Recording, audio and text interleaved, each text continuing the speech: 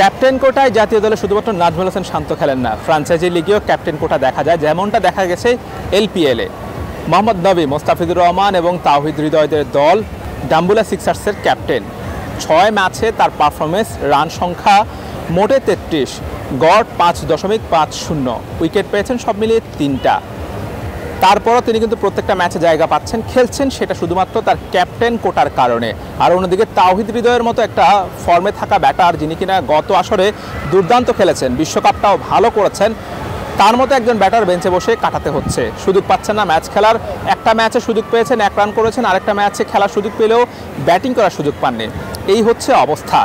মোহাম্মদ নবী আসলে তিনি যদি ক্যাপ্টেন না হতেন, নিঃসন্দেহে তিনি আসলে এতগুলো ম্যাচ খেলার সুযোগ পেতেন না, কারণ আসলে অন্য ক্রিকেটাররা যেখানে আসলে 1-2 ম্যাচ খারাপ করলে বাদ পড়ছেন, সেখানে নবী শুধুমাত্র শেষ ম্যাচটা, অর্থাৎ গল মার্বেলসের বিপক্ষে যে ম্যাচটাতে সুপার ওভারে গড়িয়েছে, সেই ম্যাচে শুধুমাত্র নবী 25 রান করেছেন, বাকি আরেকটা ম্যাচে করেছেন 7 রান, আরেকটা ম্যাচে করেছেন 1 রান।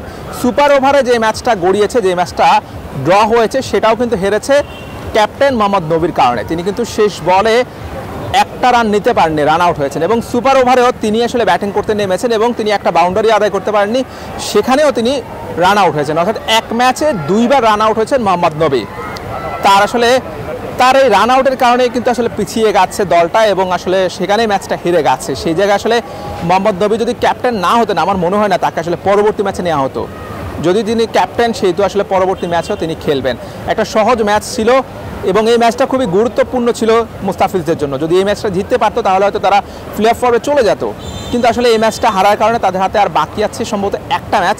সেই ম্যাচটা জিতলেও তারা আসলে যাবে কি না প্লে অফে, সেটা আসলে বলা যাচ্ছে না। প্রথমে ব্যাট করে গল মার্বেলস 148 রান সংগ্রহ করে 149 রানে টার্গেট দিয়েছিল।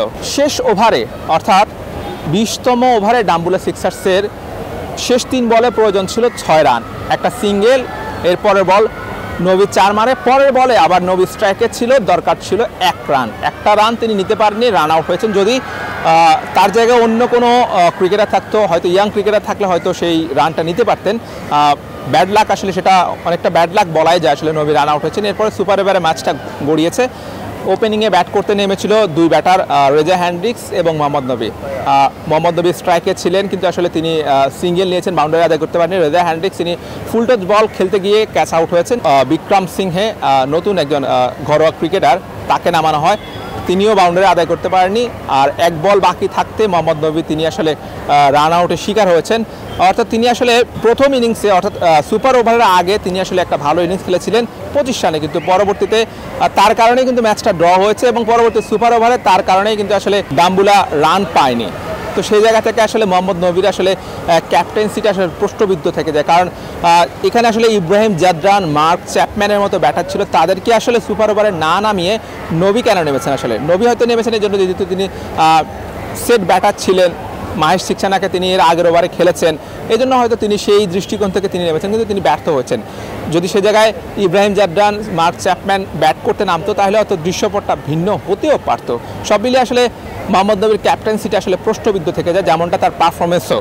এলপিএলের মতো একটা টুর্নামেন্টে 6 ম্যাচে যখন 33 রান করে, সেক্ষেত্রে অন্য আরও ভালো ব্যাটাররা, হৃদয়ের মতো ব্যাটার আসলে তার জন্য আসলে সুযোগ পাচ্ছে না। যারা বিদেশি ক্রিকেটার, শুধুমাত্র ডাম্বুলাতে মোহাম্মদ নবী ছাড়া বাকি ক্রিকেটাররাই ভালো খেলছেন।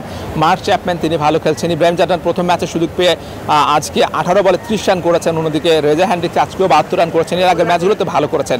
অর্থাৎ শুধুমাত্র একটা জায়গায় সুযোগ আছে হৃদয়কে খেলানোর, সেটা হচ্ছে মোহাম্মদ নবীর জায়গা, কিন্তু মোহাম্মদ নবী যেহেতু ক্যাপ্টেন, সেহেতু আসলে সুযোগ পাচ্ছেন না। মুস্তাফিজুরের কথাও বলতে হয়, তিনি আসলে ডাম্বুলা এবং পাল্লা খেলাতে আসলে তিনি খুব বেশি ভালো করতে পারেননি, কিন্তু কলম্বোর যে উইকেট, এই উইকেটে কিন্তু মুস্তাফিজ, এমন উইকেটে মুস্তাফিজ কিন্তু খুব ভালো করতে পারে। সেই জায়গায় আসলে ওই যে টিম কম্বিনেশনের কারণে বিদেশি ক্রিকেটার আসলে 4 জনের বেশি খেলানো যাবে না, সেই সব মার প্যাচের কারণে মুস্তাফিজুর রহমানও আসলে ম্যাচ খেলার সুযোগ পাচ্ছে না। বাংলাদেশের 2 ক্রিকেটারের ভাগ্যটা খারাপ বলতেই হয়। অন্য দলে হইলে হয়তো তারা সুযোগ পেতেন ম্যাচ খেলার, কিন্তু আসলে সেই জায়গা থেকে আসলে সুযোগই পাচ্ছেন না। মুস্তাফিজ তাও সুযোগ পেয়েছেন, নিজেকে প্রমাণ করতে পারেননি, কিন্তু তাওহিদ হৃদয় তো সুযোগই পাচ্ছেন না।